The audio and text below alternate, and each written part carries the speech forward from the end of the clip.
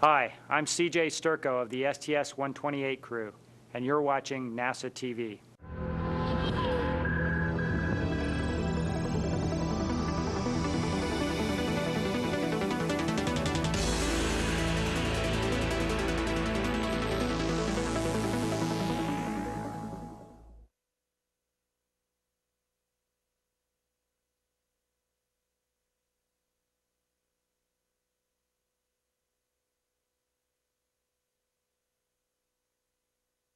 Space Shuttle Discovery is poised and ready for action this evening as launch controllers oversee their data here in Firing Room 4 at Kennedy Space Center's Launch Control Center.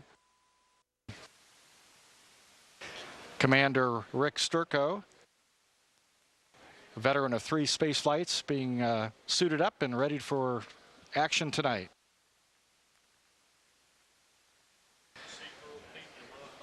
Pilot Kevin Ford is making his first space flight, giving a thumbs up. Here's Nicole Stott. She's a mission specialist and is riding Discovery for a long-duration ride aboard the International Space Station. She'll be changing places with Tim Kopra.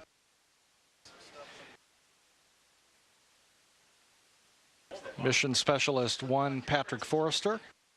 He's a veteran of 2 space flights.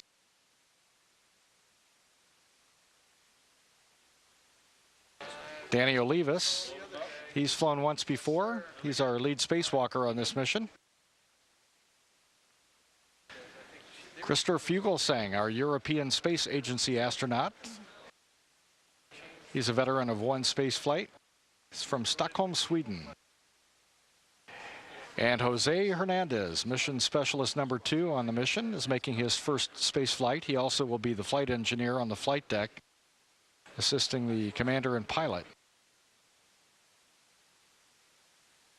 The crew has been given a briefing on the weather conditions here at Kennedy and at all the contingency landing sites around the globe.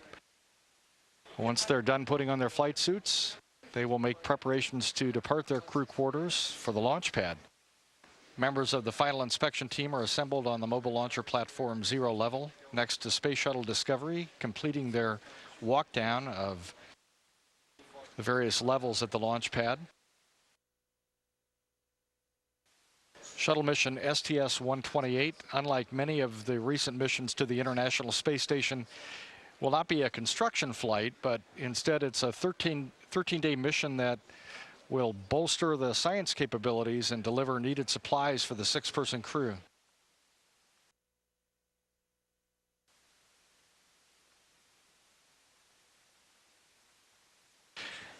Discovery is carrying science research racks, food, a new crew sleeping station, the new Colbert treadmill, and an atmospheric revitalization system, which is an air purification system that includes a second carbon dioxide removal system.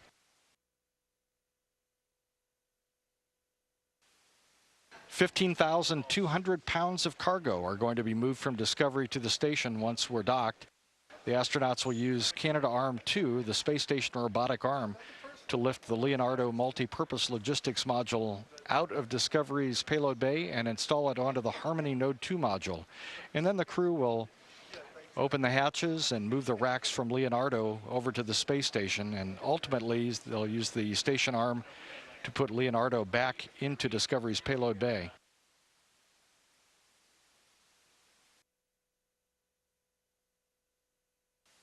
The crew also will conduct 3 spacewalks, removing and replacing a spent ammonia tank assembly with a new one, and retrieving the European Technology Exposure Facility, or UTEF, and the Materials International Space Station Experiment 6A and 6B, or MISSI, from the outside of the Columbus Module Exposed Facility. They'll move it back to Discovery. They also will deploy the Starboard 3 upper outboard payload attach system and remove and replace a rate gyro assembly that helps the space station maintain its attitude control.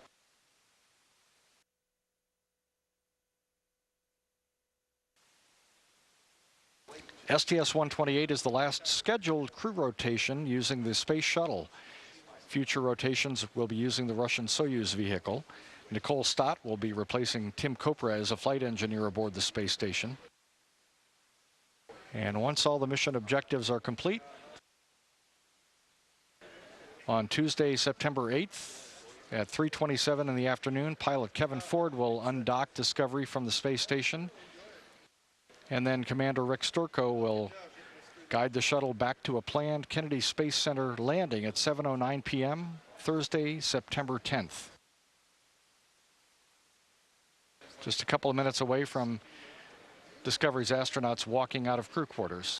And here they come down the hallway, and they'll wave to the camera. Big smiles on their faces. Tonight may be the night. Management astronauts Jerry Ross, Steve Lindsay, Brent Jett accompanying the crew as they make their way aboard the elevator.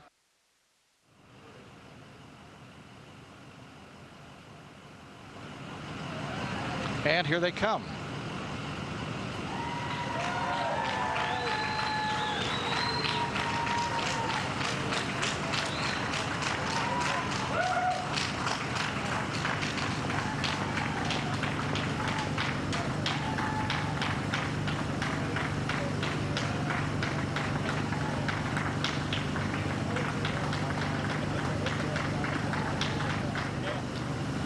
And with the crew of Discovery safely aboard, the Astrovan pulls away from the operations and checkout building. And the convoy will make its way to Launch Pad 39A, where Space Shuttle Discovery awaits.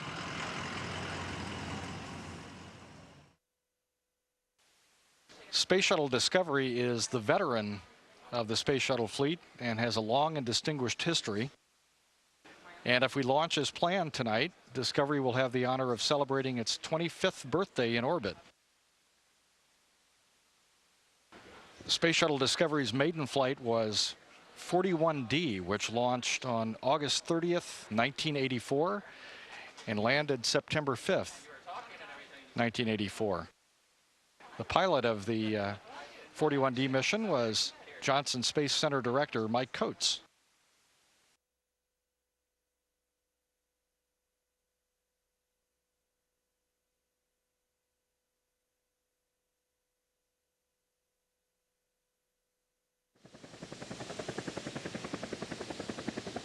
And the crew has ridden up the elevator and are being greeted by members of the closeout crew. We're very pleased to be joined this evening by a Space Shuttle veteran, Katie Coleman, who flew 2 Space Shuttle flights and is in training for a long-duration space station mission. Welcome again, Katie. It's great to be here. You know, I loved seeing this shot of them in the white room or coming off the elevator and going towards the white room. And I think what it shows you is when we're looking at them getting suited up with their harness or with their harnesses on, and we call it the white room as if it's a room. But when you see this shot right here, you realize that they are very much in the midst of open space in the middle of a launch pad.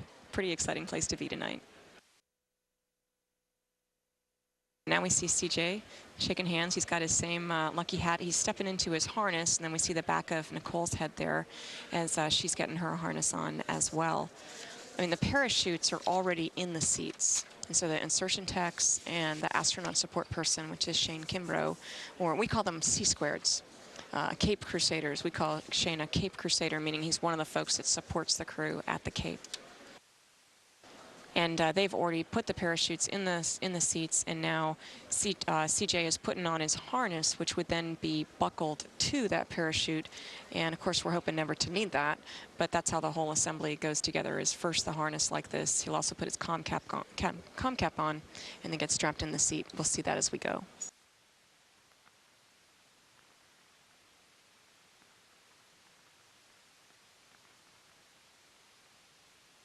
Now you can see CJ climbing in. It's actually quite a feat to do this in the vertical. You know, so you have to think about your cockpit in an airliner, but now it's 90 degrees on its back, pointed straight up, and climbing in here without banging switches, which is really quite important, is actually physically tough to do. And you can, in a hurry, get yourself real hot and sweaty, which you don't really want to do because then you'll be cold. So you just kind of have to take it slow and be careful and methodical, and that's what CJ's doing.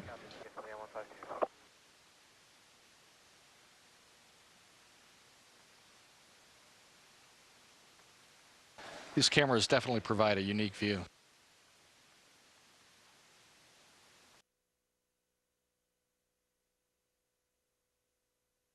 Here's Nicole. Final message, I would imagine, to her family.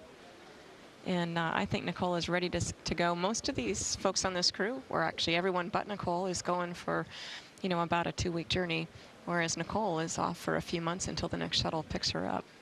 Yeah, I'm sure she's anxious to get it underway. And she's climbing through the hatch. The liquid sensor checks are complete. I believe that's 622. Copy, 622 complete. Now you've got a view of the mid-deck. This is literally downstairs of the shuttle. OVCC. MS5 on board at this time.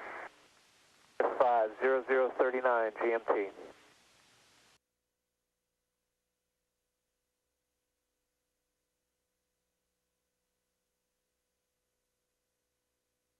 And we see pilot Kevin Ford is being assisted here in the white room by the closeout crew. Here's CJ getting his helmet put on. George and Shane are helping him do that. And we see Danny Olivas is in the white room.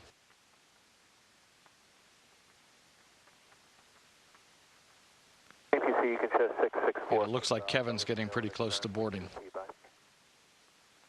QC copies. I guess each of the crews got some sign that means something to somebody or somebody in their family. I think it's kind of neat to be able to send a message personally that way. Yeah.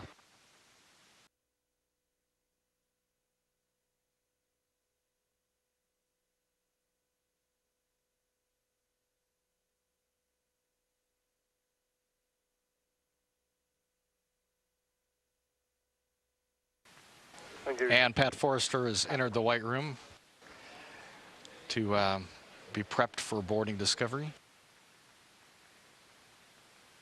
You'll notice that Pat and Danny are hooked up to cooling there, and that's because they know that basically they're going to have to finish everything up with both Nicole. CJ's done because he's done his comm checks, so we know that CJ's done, but Nicole and Kevin. And so here comes Danny. He's climbing in.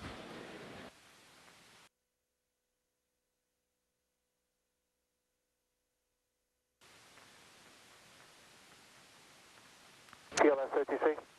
CGLS, go ahead. You step 645. You should have a CMQC already on your channel. That's approved as we do. Thank you And very much. Krister is being fitted and ready to board Discovery as well. They're making rapid progress tonight. Notification will be activated momentarily and may cause re-enunciation. This might be a crew that's ready to launch. For interrupt monitor parameters currently out of GLS limits. So now we have a view of the flight deck, a different kind of view, where basically to our right is Commander Rick Sturkow, CJ, and to the left you see the shoulder of Kevin. And now it's as if we are perched on the windshield, literally looking straight down the nose of the orbiter. And so you're seeing Pat on the left, sort of in the back there, getting strapped in. And then right above George, the bright lights there, those are windows up there, and those windows are actually the ones that you see us looking out of when we're up in space.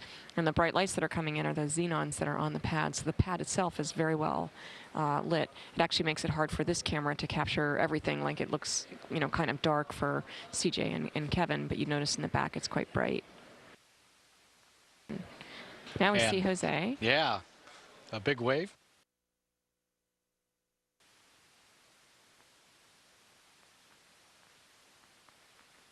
Houston, MS3, comm check.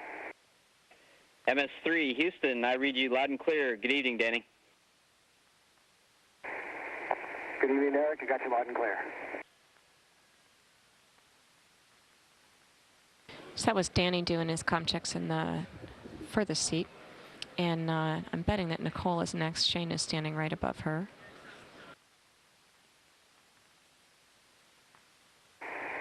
OTC, MS5, comm check.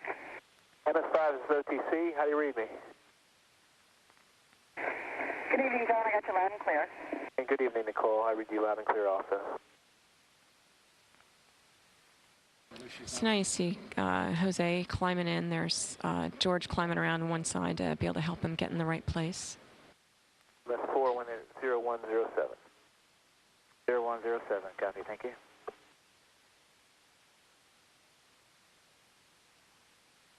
And to me, this is always a very funny view to see because, again, the orbiter is, nose pointed towards the sky, ready for launch. And this would just be like as if you were in an airliner and there was a person in back of you, standing on the seats in back of you with their feet on the seats. And it's just a very funny perspective.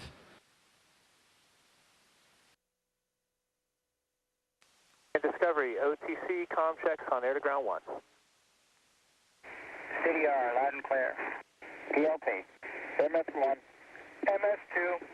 MS3. MS4. MS5.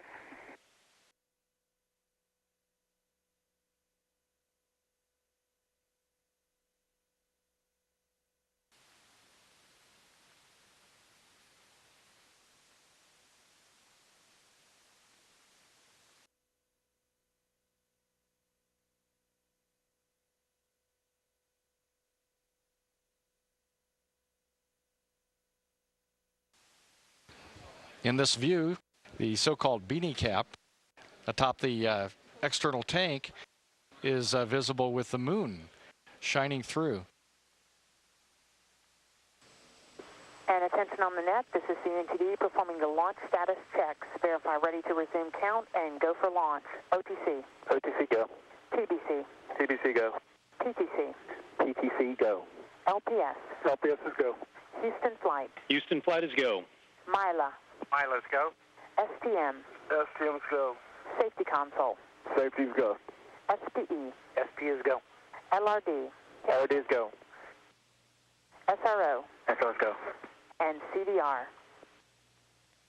CDR is go. And Launch Director, NTD. Launch Director, go ahead. Yes, sir. At this time, I can give you step 1126. Our launch team is ready to proceed. We are tracking no constraints. All right, copy that. I'll conduct my poll. KSC Processing, Chief Engineer, verify no constraints to launch. No constraints. Copy, thank you, Steve. KSC Shuttle, Safety Mission Assurance. KSC Safety and Mission Assurance is ready to go, Pete. Copy, thanks, Mark. KSC Payload Launch Manager. Pete, the ISS ground processing team's ready to go. Copy that, thanks, Bill. Range weather. Weather has no constraints for launch. Thank you, Kathy. And Ops Manager. Let's see, Pete, we're looking good at concur. We got no constraints, no issues here from the MMT. You are go to launch. Copy that, thanks, Mike. Discovery, Launch Director. Discovery, go ahead, sir. Well, CJ, the vehicle's clean and the teams are go. And this time Mother Nature is cooperating, so it looks like third time really is the charm. We wish you and your team good luck and Godspeed. Thanks, Pete. On behalf of the crew of Discovery, thanks to everyone who helped prepare for this mission. Let's go step up the science on the International Space Station.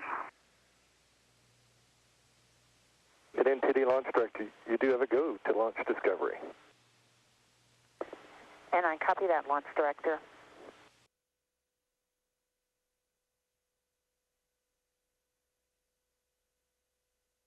CLS is go for Orbiter Access Arm Retract. And the orbiter access arm is now being retracted away from Discovery. LMC, and of course the Colbert safely into orbit. Have a great flight. Yes. Those words from orbiter test conductor John Craxton. The orbiter access arm is the walkway used by the crew to gain entry into and out of the shuttle, and it can be returned to position within seconds if necessary.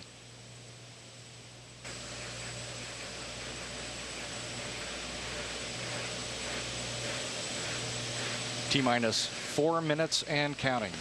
CLS is go for Purge Sequence 4.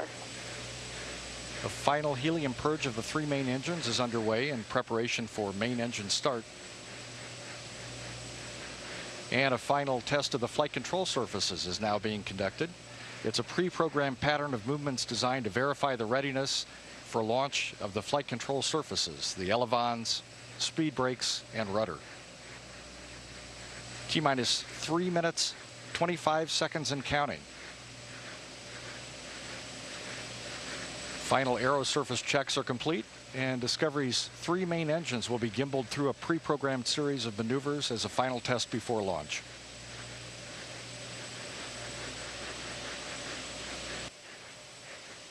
External fuel cell loading is terminated, and the gaseous oxygen vent hood, or beanie cap, is slowly being retracted away from the top of the external tank.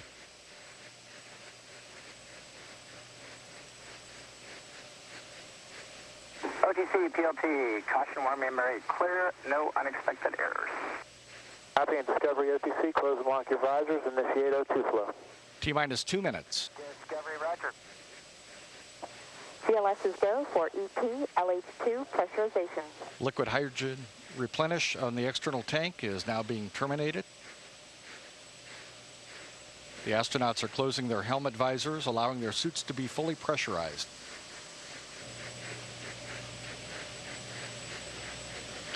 T-minus 1 minute and counting.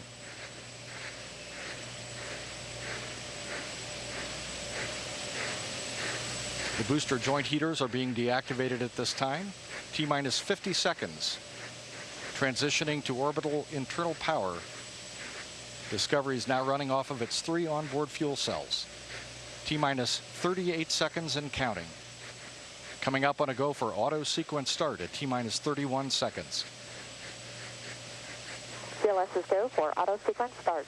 And we have a go for auto sequence start. Discovery's onboard computers have primary control of all the vehicle's critical functions. 20. T-minus 20 seconds. T-minus 15 seconds. The sound suppression water system has been activated. 10. CLS's go for main engine start. We have a go for main engine start. And we have main engine start. 2, 1. Booster ignition and liftoff of Discovery, celebrating its 25th birthday by racking up science and supplies to the space station. Houston now controlling the midnight ride of Rick Sturckow and his crew to the International Space Station. Discovery rolling onto the proper alignment for its 8.5-minute ride to orbit. 4.5 million pounds of hardware and humans taking aim on the international outpost.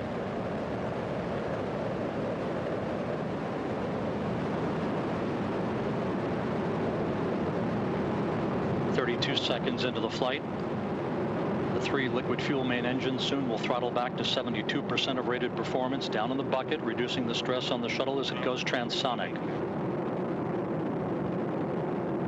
Discovery 3.5 miles in altitude, 4 miles downrange from the Kennedy Space Center.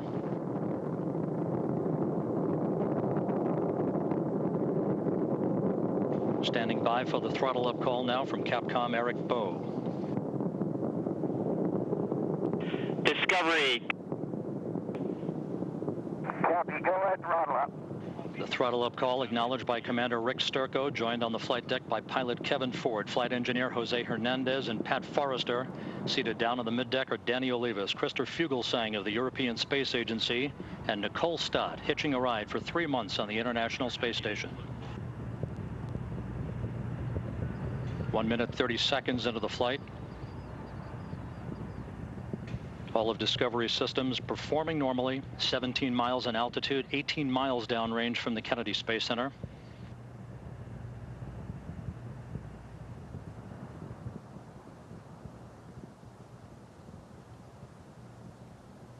One minute, 50 seconds into the flight.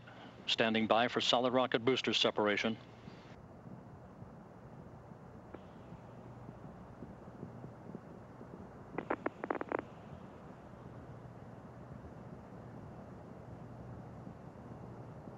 Booster officer confirms staging a good solid rocket booster separation. Guidance now converging. The onboard computers steering the shuttle for its precise path to the International Space Station.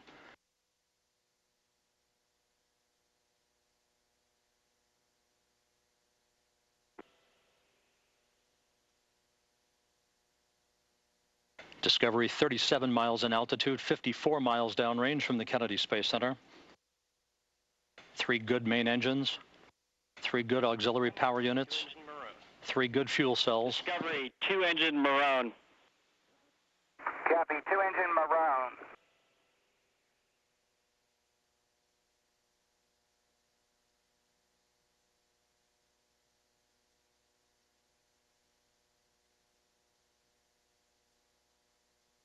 Three minutes into the flight, everything going very well for Discovery. 47 miles in altitude, 85 miles downrange.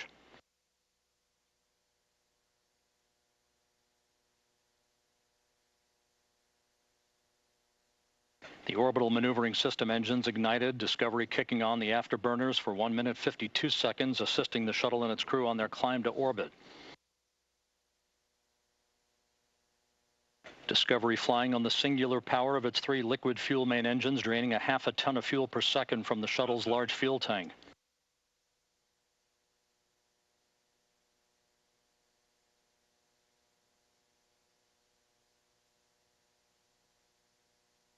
Discovery coming up on the point of negative return, where the shuttle will be too far downrange, too high in altitude to return to the launch site in the event of an engine failure. Discovery, negative return. Copy, Houston, negative return. Discovery speeding straight as an arrow on its night flight toward a date with the International Space Station Sunday night. 4 minutes, 8 seconds into the flight, Discovery 61 miles in altitude, 163 miles downrange from the Cape. All systems in great shape.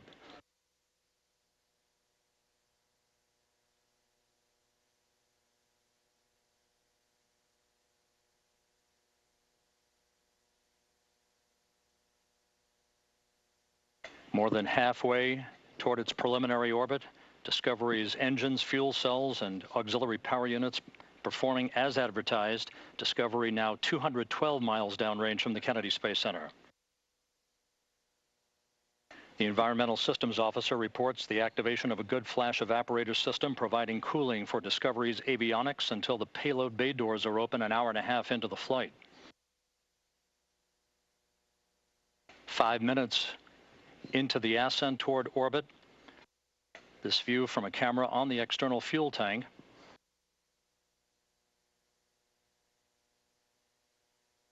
Discovery, press to ATO, select ISTRIS. Press ATO will select ISTRIS. That call from Capcom Eric Bowe indicating that Discovery can make minimal abort to orbit targets in the event of an engine failure. However, all 3 main engines continue to perform perfectly.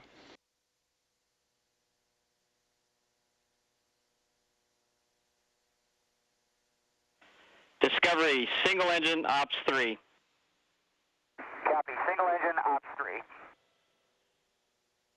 Discovery now 336 miles downrange from the Kennedy Space Center, coming up on the 6-minute mark into the flight.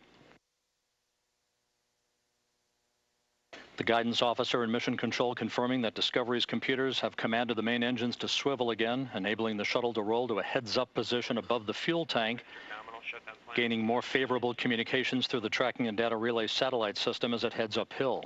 Single engine, ISTRIS 104. Discovery, roger. And Discovery, press to MECO. Roger, press to MECO.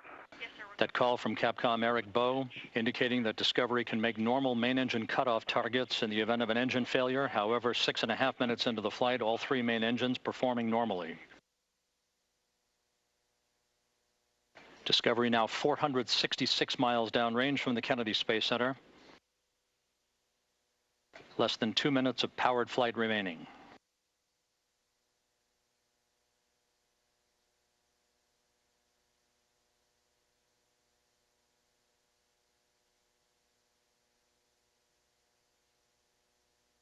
Discovery, single engine, press 104, nominal shutdown plan, go for the 20-second plus X, no go to pitch. Discovery, copy all, 20-second plus X, no go to pitch. The 20-second plus X referred to by Capcom Eric Bowe is the maneuver that Commander Rick Sturckow will perform after external tank separation, enabling umbilical well cameras to obtain flash photography of the fuel tank as it drifts away. 7.5 minutes into the flight, the main engines being throttled down to limit the stress on the shuttle and its 7 crew members to that of 3 times the effect of gravity. Discovery currently traveling at a speed of more than 4 miles per second.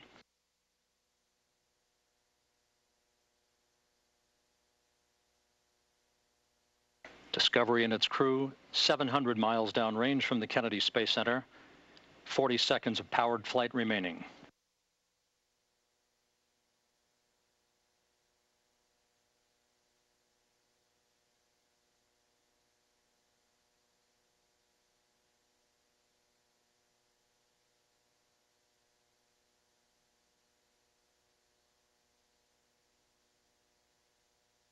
Standing by now for main engine cutoff. That will be followed a few seconds later by the separation of the external fuel tank.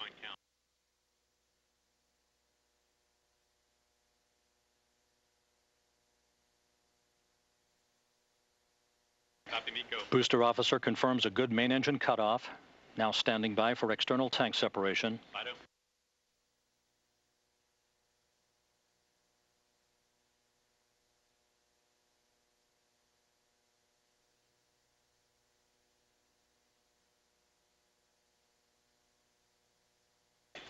External tank separation confirmed. Discovery now in its preliminary orbit.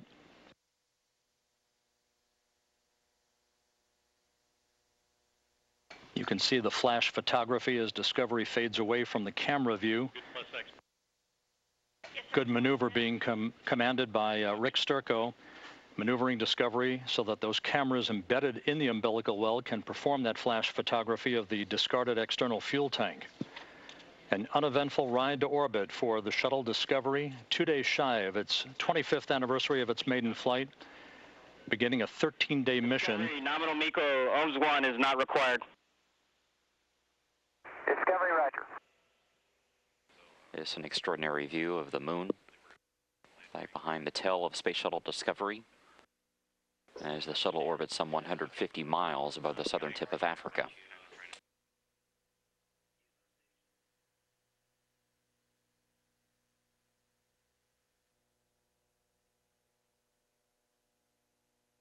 Well, good evening, Houston. I think this is a little view of our ohms 2 burn activity.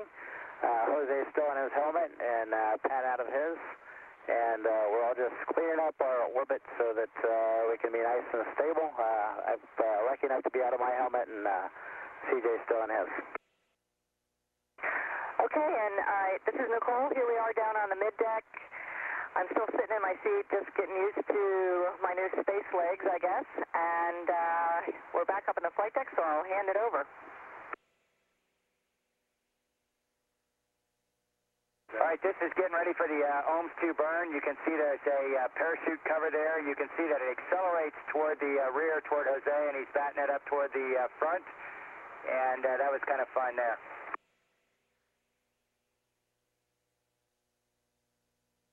Kevin and CJ, after they had completed the burn.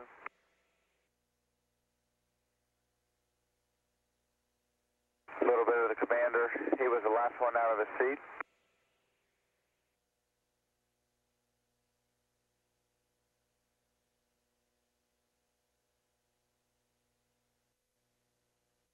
Hey, there's a good shot of our PLT. This is Jose Hernandez adjusting to the 0G, as Kevin can show you there with the pencil, that we are really in space in a 0G environment.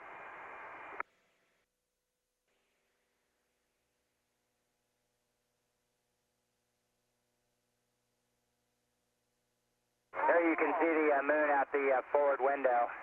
Focus isn't quite sharp. And then here is the next thing is Pat and Krista were getting ready to open the payload bay doors. There's Jose, that's Kevin going down to the middeck to get his suit off. And you can see Krista set up that camera. If you watch very closely, pretty soon you'll see the door move, actually. There it goes. You can see it moving out there out the back window. That was pretty good. Good teamwork by Pat and Krista. They did the doors and the KU band antenna. And sorry, Commander CJ taking these great shots here. Very useful, by the way, to add a headlamp. I've boarded almost every crew member by now. Jose, our MS2, playing with power supply for laptops.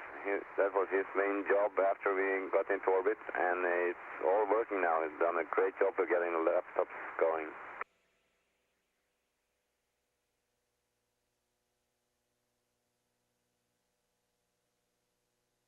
We always look for things coming out of the payload bay, especially when we first get to orbit. Just happened to notice one of the small buttons there that is used to help tack down the MLI in the payload bay. We're able to get a shot of it as it floated away.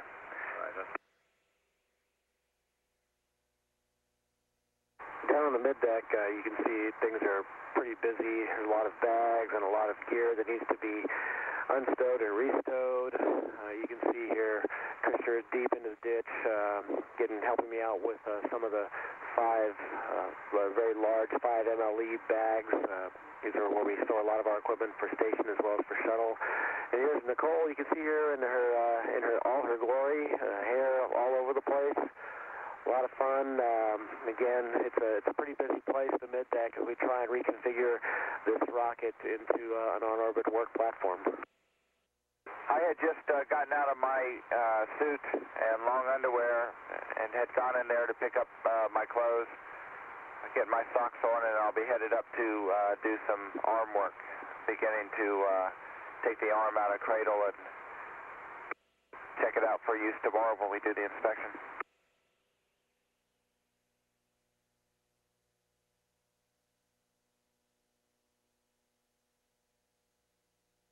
And this is what the view looks like as we're heading from the mid-deck up to the flight deck. You can see us going through the flight deck access port. You see flight deck still busy with activity. Again, trying to get ourselves into a configuration for on-orbit operations. And there's our commander settling in after changing into our regular clothes, and he's going to go ahead and basically take over while our commander goes and changes into working clothes as well. So what it looked like if you came down on our mid-deck. You can see that Danny and Nicole and Krister have been doing a great job of getting things squared away. Here's Krister and Danny putting away some of the seats, the mid-deck seats. There's all the personal hygiene kits laid out, and everything's really coming along nicely on the mid-deck. There I am coming down for the get my suit off. She came down here and had some drink bags that we had left over from Ascent. So Nicole and Danny were able to help me get out of my suits.